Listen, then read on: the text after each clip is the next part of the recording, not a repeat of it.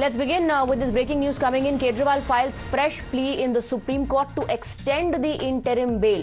Kejriwal has sought an extension of 7 days. Remember, as per the old terms, Arvind Kejriwal has to surrender, has to go back to jail on the 2nd of June. He's now filed a plea at the top court asking for an extension of the interim bail for 7 days. Pulkit Nagar is joining us with more details. Pulkit, जो original order है supreme court का, उसके हिसाब से अरविंद केजरीवाल को 2 तारीख को वापस जाना है जेल में, लेकिन वो एक्सटेंशन मांग रहे हैं, 7 दिनों की एक्सटेंशन इंटरिम बेल में। देखिए, जो पहला ऑर्डर था उसमें अरविंद केजरीवाल को चुनाव प्रचार के लिए समय दिया गया था, जिसमें उन्हें 2 तारीख को वापस जेल जाना था, सरेंडर करना था।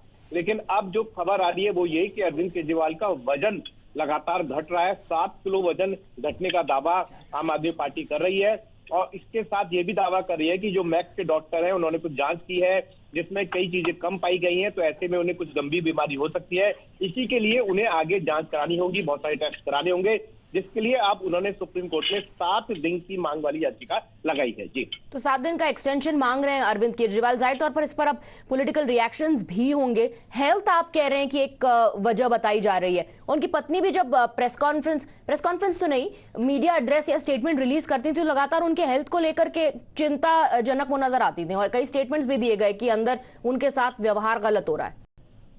देखिए, अगर हम अरविंद केजरीवाल को देखें तो काफी लंबे वक्त से वो कुछ बीमारियों से जूझते रहे हैं और इसलिए विपासना भी जाते हैं और उनके बीमार रहने की खबरें आज से नहीं, जब से वो पॉलिटिकल पार्टी उन्होंने बनाई और आंदोलन के वक्त से ही वो शुगर के पेशेंट रहे हैं और कुछ बीमारियां उन्हें रही हैं।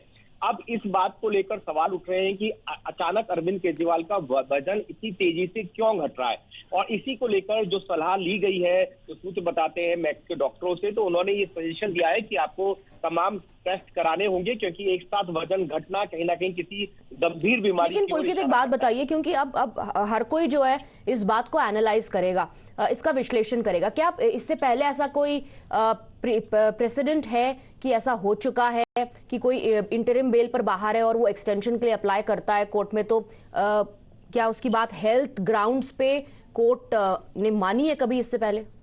देखिए, अगर हम बात करें तो ये भी पहली बार ही हुआ था कि किसी को चुनाव प्रचार के लिए सुप्रीम कोर्ट ने इतने दिन दिए और जब मामला चल रहा था तो इस पर भी बहुत सारे सवाल उठे कि सुप्रीम कोर्ट ने उन्हें अंतरिम बेल क्यों दी चुनाव प्रचार के लिए। अब ये क्योंकि वो जमानत पर है और कहीं ना कहीं अगर देखा जाए पुराने केसेस में तो ऐसा हुआ है कि बीमारी के लिए या फिर गंभीर कोई बीमारी होती है तो उसके लिए उन्हें वक्त दिया जाता है, अंतिम जमानत मिलती है और ऐसे बहुत सारे उदाहरण हैं। अब ये जो सुप्रीम कोर्ट में बेल लगाई गई है, अंतरिम जमानत के लिए बेल अप्लाई किया गया है, उसमें बीमारी का हवाला दिया गया है, तो बीमारी के लिए हो सकता है कि इस पर विचार किया जाए और ऐसे पहले बहुत सारे मामले हैं जिन पर विचार किया गया है।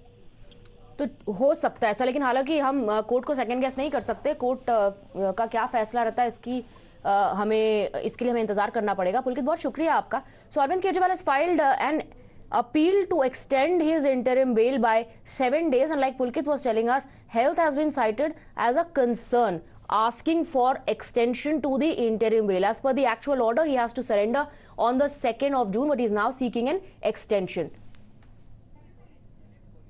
We have Nalin Kohli of the BJP joining us on the broadcast. Mr. Kohli, what do you think of this? Arvind Kejriwal is seeking extension in the interim bail by 7 days, and health has been cited as a reason. Well, the first thing is that any litigant, no matter who that person is, political or otherwise, is entitled to approach a court of law and seek a modification of an order or an extension of an order. And Mr. Kejriwal, as a litigant, is entitled to do so. But the larger question, which needs to be seen, is he's campaigning actively. There has been no news or any indication that he is not well. However, that is for him to bring the documents on record and place it before the Supreme Court. But equally pertinent would be the concern that was expressed in court by the learned Solicitor General, is that after he got his bail, which specifically said he would not speak on certain issues, he tried to politicize it, or at least that was what was pointed out to the court. Now, he would probably be expected to even answer these allegations, because an extension of an order or a modification of an order is not a right. It is an application seeking the indulgence of the court in some way or the other to listen to the plea. And if the court finds merit, it's only then that the court would consider it. If the court doesn't find merit, a court will reject it. And that's how the process is. So Mr. Kejriwal would need to probably bring all of this up. But given in the past that, when he had made a claim that he was not getting the medicines and he was a diabetic, and then the news had come out he was eating mangoes.